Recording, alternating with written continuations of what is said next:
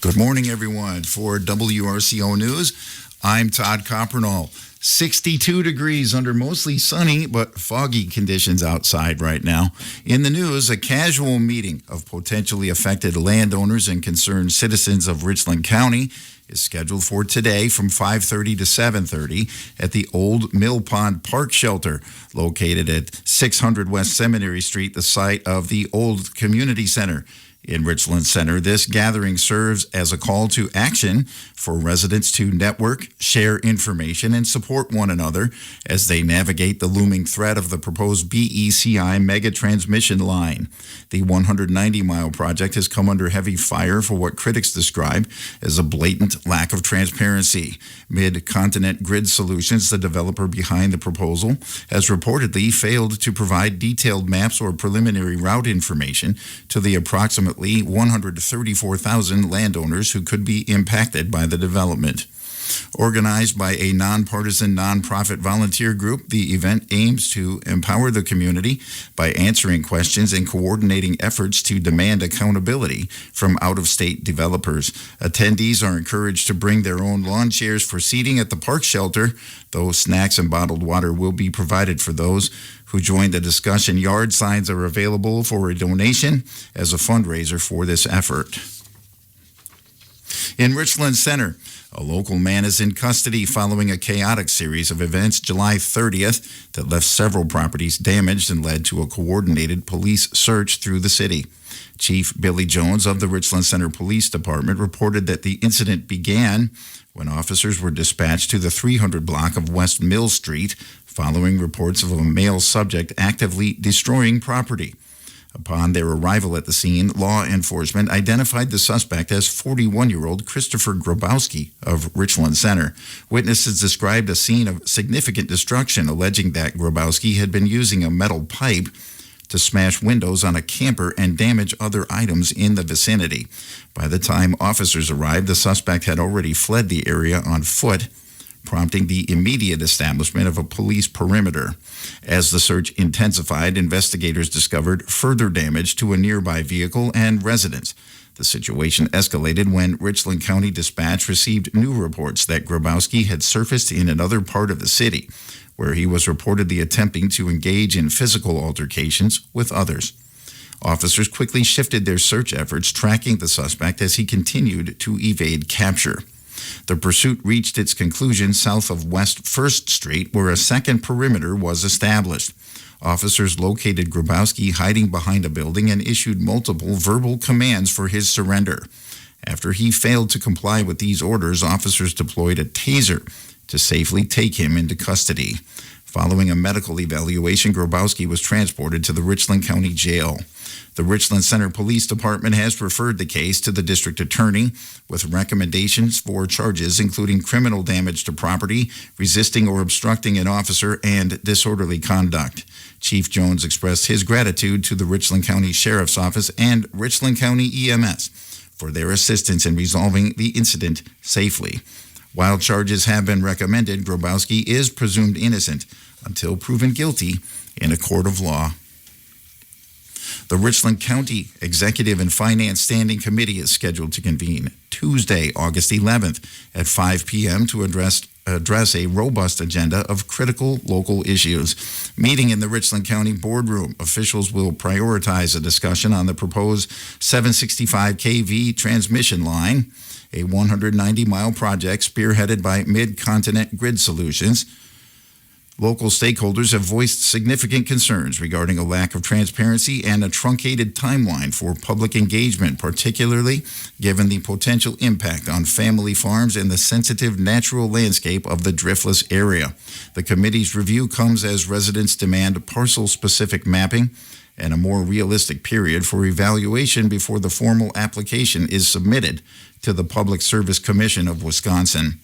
Beyond the utility project, the committee will shift its focus to the county's long-term financial and physical infrastructure. Members are slated to discuss the 2027 preliminary county budget, a foundational step in next year's fiscal planning, and evaluate the comprehensive facility improvement plan. The agenda also highlights recreational and public safety developments, including potential action on UTV and ATV trails at Ash Creek Forest, and the formal creation of an ad hoc committee dedicated to developing recommendations for a new jail facility. This proposed advisory body would address long-standing questions regarding the county's correctional infrastructure and future public safety needs. The meeting will also encompass significant administrative and health-related matters. Discussion will cover private pay rate increases for the skilled nursing facility and community-based residential facility, as well as a resolution authorizing community health services to apply for and accept the 2027 5310 operating and capital purchase grants. Before concluding, the committee may enter a closed session to evaluate employment and performance data for the county administrator pursuant to state statutes. City officials in Madison are calling for calm after the removal of an encampment sparked protests and fires. Mayor Satya Rhodes Conway says frustration over the police shooting death of 38-year-old Corey Ruiz is understandable, but she condemned actions that she says harm the community. Police removed an encampment Tuesday at the intersection where Ruiz was killed 2 weeks ago. That led to protests, street closures, and 3 dumpster fires. Police Chief John Patterson says officers showed restraint despite objects being thrown at them. Patterson also says rebuilding trust remains a major challenge. The Wisconsin Department of Justice continues to investigate the shooting. The Wisconsin Office of Children's Mental Health has issued a critical alert regarding the intersection of youth vaping and mental health. According to their latest findings, the high concentration of harmful chemicals in modern vaping devices poses a significant threat to young people. OCMH Director Linda Hall emphasizes that because the human brain continues to develop well into a person's 20s, youth are particularly susceptible to the high potency of nicotine and cannabis found in vapes, which substantially increases the risk of lifelong addiction. A concerning trend identified in the report is the stress spiral associated with vaping. While many teens turn to these devices under the impression they provide stress relief, the reality is that withdrawal symptoms actually intensify feelings of anxiety and depression. This creates a cycle where young people feel compelled to vape again just to manage the stress caused by the initial use. This normalization in popular culture is further complicated by product designs that mimic everyday items like lip gloss or gaming devices, making them discreet and appealing to a younger demographic. Addressing this issue requires a full, multifaceted approach involving policymakers, educators, and families. Potential solutions include increasing sales taxes on products, restricting fruit and candy flavors, and shifting school policies from punishment to prevention and support. Organizations like the Nicotine Prevention Alliance of Central Wisconsin are already leading the way by establishing intervention programs and involving youth in developing credible prevention strategies.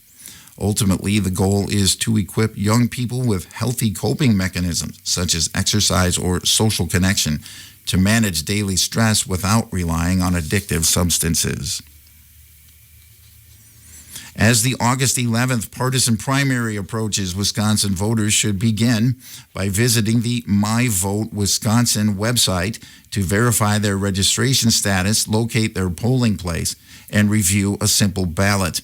For those interested in voting before Election Day, in-person absentee voting is currently available, and individuals should contact their municipal clerk to confirm specific hours and locations.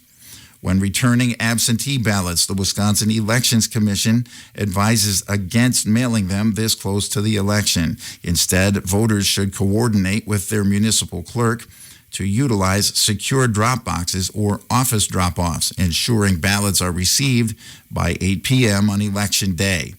It is important to note that once an absentee ballot is returned, it cannot be spoiled or exchanged for a new one. On Election Day, polls across the state will be open from 7 a.m. to 8 p.m., and any voter in line by 8 p.m. will be permitted to cast their ballot. Residents who are not yet registered may do so at their polling place on Tuesday, provided they present a valid proof of residence document. Additionally, all voters must present an acceptable photo ID, though the address on the ID does not need to match the voter's current residence. In this partisan primary, voters must select one party preference and only vote for candidates within that specific party. Casting votes across multiple parties will result in those votes not being counted. Voters can remain confident in the integrity of the process as all voting equipment undergoes public testing and the state maintains strong security partnerships to protect election systems. While many third-party groups may send texts or mailers with voting information, citizens are encouraged to rely exclusively on trusted sources such as the Wisconsin Elections Commission or local clerks for accurate details. The Wisconsin Department of Justice has joined a coalition in a new lawsuit challenging the Trump administration's latest efforts to impose tariffs on goods from over 80 countries.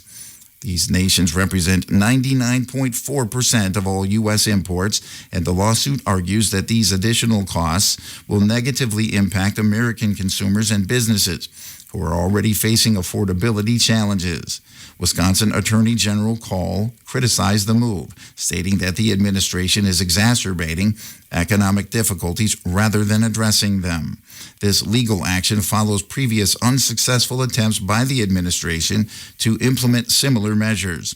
Initially, the administration cited the International Emergency Economic Powers Act, which the Supreme Court later ruled unlawful.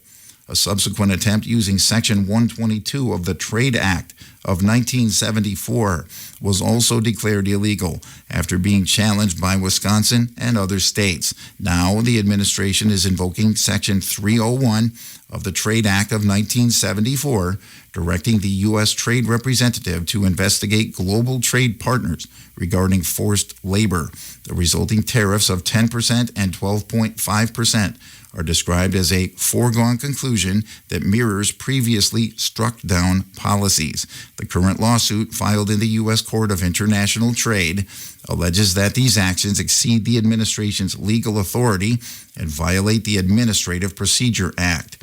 This move comes as research from the Federal Reserve Bank of New York indicates that American consumers and businesses bore nearly 90% of the costs of tariffs in 2025. By implementing these new price increases, critics argue the administration is continuing with failed economic policies. Vital statistics right after this.